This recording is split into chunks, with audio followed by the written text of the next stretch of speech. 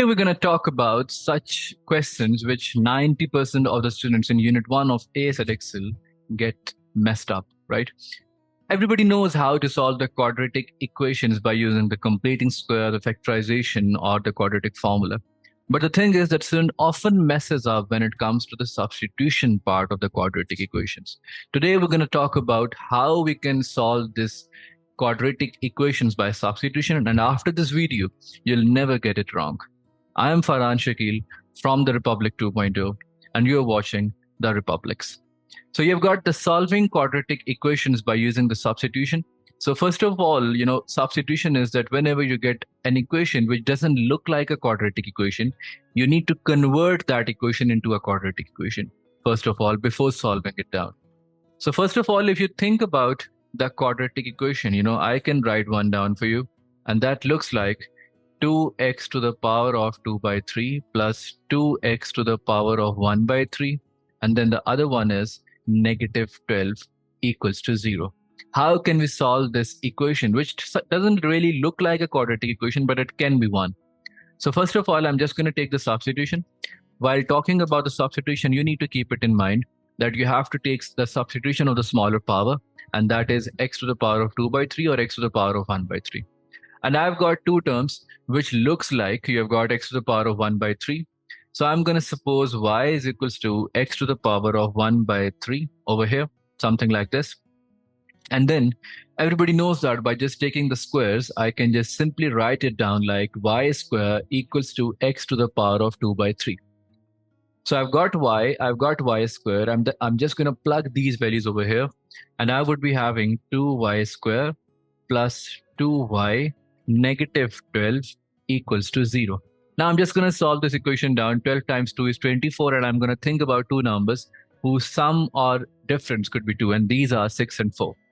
So I'm just going to write it like 2y square plus 6y negative 4y negative 12 equals to 0. And then I'm left out with 2y as common, and I've got y plus 3. And then I've got negative 2 as common, negative 4, sorry, and I'll be left out with y plus 3 equals to 0. So I've got y plus 3 equals to 0, and over here I've got 2y negative 4 equals to 0. So from the first equation, y is equals to negative 3, and from this equation, y is equals to 2. Majority of the students think that they've done this question up till now, but this is not the answer. You have got the values of y. Where is the value of x, right? Your main equation had x. How could you say that these are the values of your final answer? So what you're going to do, you need to replug the values of y, which you supposed earlier on. So I'm just going to write x to the power of 1 by 3 over here equals to negative 3, and x to the power of 1 by 3 over here equals to 2. Now what you're going to do to get rid of this 1 by 3, you're just going to take the cubes on both the sides. So I would be having x equals to negative 3 cube, and over here x is equals to 2 cube. So I would end up having x is equals to negative 27, and over here x is equals to 8. So these are the final answers of these questions, right? So that is how whenever an equation is given like this, we need to convert that equation into a quadratic equation before solving it further, right? And this is the student, this is the question many students messes up. Now, for example, if you're talking about another such question, and I've got this, and that looks like 32x to the power of 10 minus 33x to the power of 5. And then I've got plus 1. Now this question looks terrible because, it got x to the power up till 10s. So this question has, something to deal with it. So first of all, I'm just going to take the substitution. Now say it before me, which one of them is the lower power? That is x raised to the power of 5. I'm going to suppose it equals to y, something like this, right? And then I'm going to write, x10. I'm going to square both the sides, and y square comes out to be x to the power of 10, right? And now I'm just going to replug these values. I've got a question that looks like another question, which somehow I've got a question which looks like 32 x to the power of 10, and then I've got negative 33 x to the power of 5 plus 1. I've got this type of a question. Now what I'm going to do with it, This question looks terrible at first. X raised to the power of 10 doesn't even look like impressing. So what I'm going to do now, I'm just going to suppose that y is equal to x to the power of 5. And by just taking the square on both the sides, I would be having y square equals to x to the power of 10. Now I'm going to plug these values back into the above equation, and I'll be having 32 y square minus 33y plus 1 equals to 0. Now the factors would look like 32y square minus 32y minus y plus 1 equals to 0. Now you can see that, I've got 32 as common, 32y as common, and I'll be left out with y negative 1. And then over here, we have got negative 1 as common, and I'll be left out with y negative 1 equals to 0.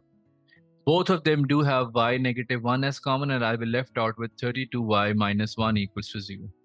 Both of these equations are now getting multiplied, and you can just simply write y is equals to 1 and y is equals to 1 by 32. Now, do not mistake over here. Do not do any sort of a mistake over here, because you've just got these values of y. You do not have x, right? So what you're going to do now, first of all, you just need to, plug back the values of y, which is x to the power of 5. And over here, I've got 1. And even over here, x to the power of 5 and 1 upon 32 can be written as 1 by 2 to the power of 5. Cancel out the powers with the powers, and you'll have x to the power of 1, and x is equals to 1 by 2 over here. So these are the two probable answers that we are looking for. I hope right after this question, you'll get this question never wrong. Now we're going to do one more question from the same book. The function is defined as 3 to the power of 2x minus 28, 3 to the power of x plus 27. We need to write this function in the form of 3x minus a and 3x minus b, where a and b are the real constants. Hence, find the two roots of f of x. So first of all, I'm just going to copy this question over there. And I've got something like, I've got the question over here. And that question looks like 3 to the power of 2x.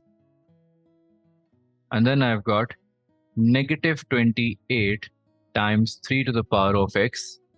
And then I've got plus 27 equals to 0. So first of all, I'm just going to substitute 3 to the power of x equals to y. So everybody knows that 3 to the power of 2x would be y square. So this above equation would become y square minus 28y plus 27 equals to 0. And now I can write this equation as y negative 27y negative y plus 27 equals to 0.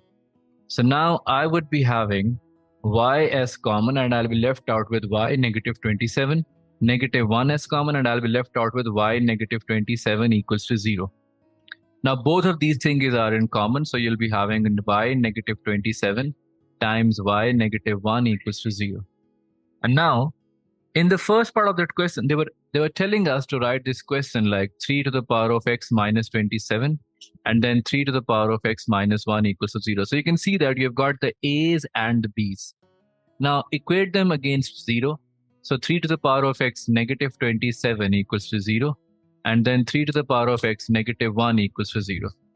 So I'll be having 3 to the power of x equals to 27, and over here I would be having 3 to the power of x equals to 1. So x from here would be equal to 3, and this can also be written as 3 to the power of 0, so x would be 0. So these are the probable roots of x is equals to 3 and x is equals to 0.